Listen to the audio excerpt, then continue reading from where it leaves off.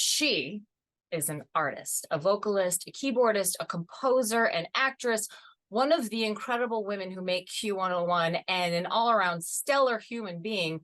She's Hannah Hooper from Grouplove. What up? Hi. Where are you right now? You look like you're underground. I'm underground. We're in St. Paul, Minnesota, and I'm definitely just like running on a very strong cup of coffee right now, so bear with. Love that. Yeah. Well, you're heading to Chicago, and I'm sure you know that it is a high holy weekend here. We go hard for St. Patrick's Day.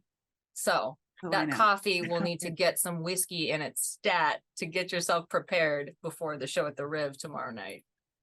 I'm so excited. Our shows in Chicago are always so out of control. So we're gonna be mellow tonight, so ready for St. Patty's Day and the show and all of that. Smart girl. You know what's really funny? I just happened to bump onto your IMDb earlier today. I had no idea we're the exact same height. And I love that you also put in the 5'7" 3/4, because that 3/4 is everything. Yeah, I'm definitely not 5'7" 3/4, by the way, but I'll take that. Oh, you're not? Whoever did it, I'm definitely 5'6", but let's do 5'7" 3/4. That's what's up. Hey, it's on the internet. It's true. Exactly. Everything on the internet's true. I wear a nice platform on stage to give myself some height because Christian is so tall, and I'm just like, no, I need to look. You don't want to just stand on your tippy toes the whole time? Yeah. Oh my gosh! Happy belated birthday! Thank you. Did you do anything fun?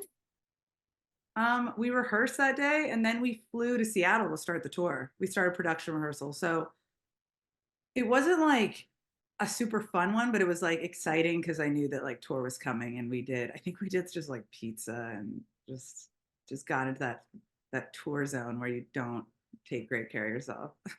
Controversial question. Feelings on pineapple on pizza. Oh yeah. Well, okay. I actually was in the bathroom yesterday, and Wessie and Dan, so just for context, Wessie's our guitar player, Dan's our bass player, and they were talking about how much they love pineapples on pizza. I don't like it. That's not my thing. Christian, my husband's Italian. It's just like, that's just a no for him. Probably, his whole lineage would be highly offended if you ever. Yeah, I love pineapple. I love pizza. No hate on anyone that loves it, though. It's fine. Separate but equal. Yeah, exactly. Can you believe that it's 15 years of Grouplove? It's insane. It's actually crazy. I mean, it's like, this started off as just like friends jamming. And for me, it was just me getting into music, like learning that I could sing and write and do all this stuff. So the fact that we're out here on this headlining tour, just like packing out rooms, selling, that's wild. But I also don't understand how that much time has gone by at all. You're also putting out the best music of your life. I can't believe that has it already almost been a year that we've had I Want It All Right Now? Yeah, it's kind of wild. I know. I'm just like, I'm not keeping up. Everyone says like once you have a kid, there's no way to like keep track of time, and it just zooms forward, but it's like really true. It's crazy. Have you been? Go ahead. No, you go. Okay. I'll just copy. Have you been able to work on any new music in this interim time? I know you're so busy momming and touring, but we always are kind of writing music, and we're like, there's a new sort of chapter that's taking place that's really exciting. I can't say that's going to be the direction of the next album, because we always, like, the amount of voice memos and demos and stuff we do before an album is sort of insane. But right now we have like there's a definite like emotional dance vibe going on. Ooh, emotional dance vibe. I know that's the only way I can describe it, but I'm like, and I can't even say this is going to be the album, but right now, if we were to pick from what we've been writing, we would have an emotional dance vibe. It's like a catharsis on the dance floor. Ooh, what does that look like in dance moves, do you think? I think there's a lot of like dropping to your knees and then getting up and like headbanging. Some I don't know, tears, some that, anger. some cheers, and maybe some grinding with that Yeah, secret crush. sign me up. Yeah, yeah. Well, thank you so much for stopping and talking to me on what has been just an incredible month. So the entire month of March, we've been celebrating Women's History Month. We've been celebrating the incredible women that have made this radio station. And That's, obviously, spotlighting I feel you. I feel honored to be part of it. I feel like last time I was with you, I was talking about like my butthole meditation and stuff. So this is a nice turn. All right, Yeah. for those that weren't in the lounge when Grouplove was here, what was that, November, for our pop-up show, you will have to learn about Hannah Hooper's secret to success, aka butthole meditation. That entire session is up in the lounge section at Q101.com. I'm doing it right I have now. so many yeah, I have so many people come up to me and they're like, "What do you mean butthole?" And I'm just like, I think it's just the way. Anyway, we won't focus. But it's a funny We that the talked about people it that have, then. They can go back and we already find did. that video. We've Yeah, been there, done that. What already I want typed to top. hear, what I want to hear from you in honor of Women's History Month is going back to the beginning, to the very beginnings of Group Love, the very beginnings of you realizing that you have this incredible voice and you want to use it. Were there specific influences, specific women that really inspired you to do that? That's a great question. I mean, from the first moment that I heard Bjork, I was like, now that there's a freedom and a curiosity and like a creativity in her music that was honestly like, because I started as a painter, it was visually inspiring. Like just the trails she takes and the places she took me emotionally were so new that I was just blown away by Bjork. And then I had a similar, very, very different musically, but a similar experience the first time I saw the Yeah-Yeahs in New York when I was living there. And Karen O, like, I wanted to experience that freedom that she had on stage. And I was definitely not even close to being in a band yet, or knowing that I could sing or anything, but I knew that I wanted that freedom. And I was like, there was something in just the way in her performance. Like the music is incredible, but once you see it in context of her and her body and her outfits, and I was just like, give me some of that. Mm-hmm. That was there's definitely like an anger in Alanis Morissette that I understood at a very young age that I appreciated, and a freedom and just like her talking about her exes and just being like, fuck you. Am I allowed to swear? Okay. Yeah. I don't know. I mean, there's so many women that have inspired me, but musically, yeah. There's also a painter, Jenny Saville, who was really weirdly influential in the way I write music because I watched her paint. I just watched kind of the evolution of her paintings, and she has this. She's so free. Like she makes these huge pieces of like her body smashed against glass and distorting her figure, and sort of the way a lot of women feel about go through like becoming a woman and the discomfort, like what you want to look like and what you look like, and learning to love yourself. And so there's this combination of all these powerful women and just their, I think it definitely helps shape something.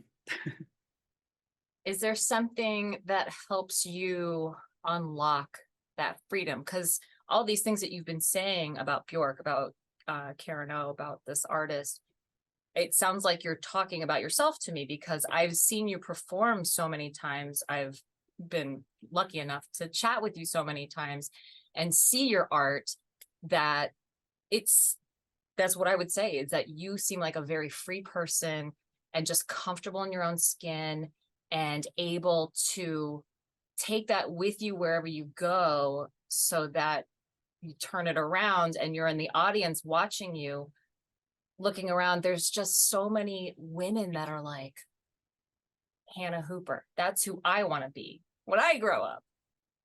That's like the coolest thing ever to hear. I think honestly,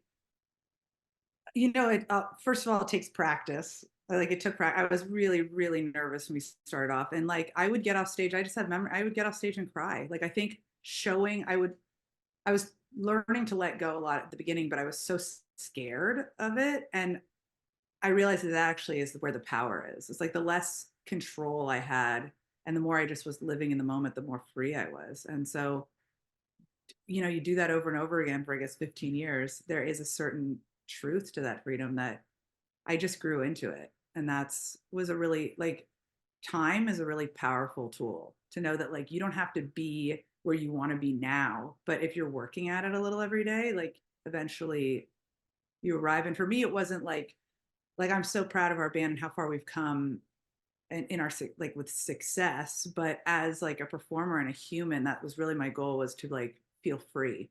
And I Mm. realized for me, a lot of the prison that I lived in was in my mind. It was never, I mean, it was like, obviously we can get into, but like society has created all these like ideas of what I thought I needed to be like, but it was really me self-imposing them, and should just be like up on stage and just be like screaming and jumping in the audience. And also wearing a cat suit was really powerful as like a young skate girl, just always in baggy clothes. There was something about feeling hyper feminine on stage for me, and like feeling sexual and feeling powerful in that. And that is something I don't actually feel off stage, which is cool. So I get to like experience that on stage, and that's really liberating too. So you're playing a part, but it's really you. And I It feel like is just it's me, but yeah, it's me, but it's me in certain moments. Mhm. Well, we're so grateful for all the moments. And say there's a little girl that just watched Grouplove and saw you and said, I want to do that. What is your one piece of advice that you would give her? I mean, do that, but do it in your own way. Like do that. Definitely do that. And there's power up on stage. And then the power like leaks into your life, and you realize like, I mean, it always comes back, it sounds so cheesy, but it comes back to, you got to work through a lot of things as an artist, because there's a transparency up there that's like, if you're not good, which can also be really fun to watch. Like when I watch an artist that's not in a good place, I'm like, oh, I know what that feels like. I'm relating to your songs are Mm. breaking my heart, it's breaking me open. But when you feel good on stage and you can make other people know that they can feel like that, that's, you know, I think just get to know yourself and don't be scared of the dark, and you get through the dark and it's super bright, and then it will be dark again. And they will help pull you out. Yeah. And then it will get bright and it will get dark again. I love it. The Rock and Roll You Won't Save Me tour coming to the Riv tomorrow night with Bully. Alicia is acoustic. She's acoustic. Dude, watching her every night, like that takes some serious guts, and she owns it. Like she's crushing it up there. And it's so nice. We have for us, like pulling females into the touring world. Like I'm really making a conscious effort of making our crew more female, and picking opening acts and things like that are female. And it's really nice. I feel like I've been living in a world of boys for like 15 years, and it's nice to be like, what's up? I'm here with you. Hell yeah, you can Yeah. call the shots. You can do whatever you want. I know. No, it's taken a long time to like know that. There's a lot of growth to become a boss. That's exactly what you are. I'm Well, just like, I needed this I love it. boss. Thank you so much for taking time out. You guys are so busy. This tour is insane. We are so lucky that it's coming to Chicago tomorrow. There are still some tickets available. Q101.com. Grab them up. We will see you at the Rib. I will see you in the pit. And I might even sneak in some cheese. Yes. Yeah. That's been my daughter's new move, is now every time we have our dance parties, which is another thing we talked about in the lounge. Now she is bringing props in, so we always have to have a fully Okay. stocked cheese drawer for when the cheese song comes on, and then she'll give me the tour. Then I can figure out, okay, we're low on American, need to check on the Parmesan. All right, there we are. Close it out. You know that we got our daughter a puppy and she named him Cheese. Oh yes, I'm like, Cheese, come on. Cheese, go potty. Cheese. And I'm just like, this is insane. that's So great. Cheese continues. That's our prop. Cheese continues. Hannah Hooper, one of the incredible women who make Q101, Grouplove. I love you. I'll see you tomorrow. Okay. You too. See you tomorrow. Thank you. Thank you.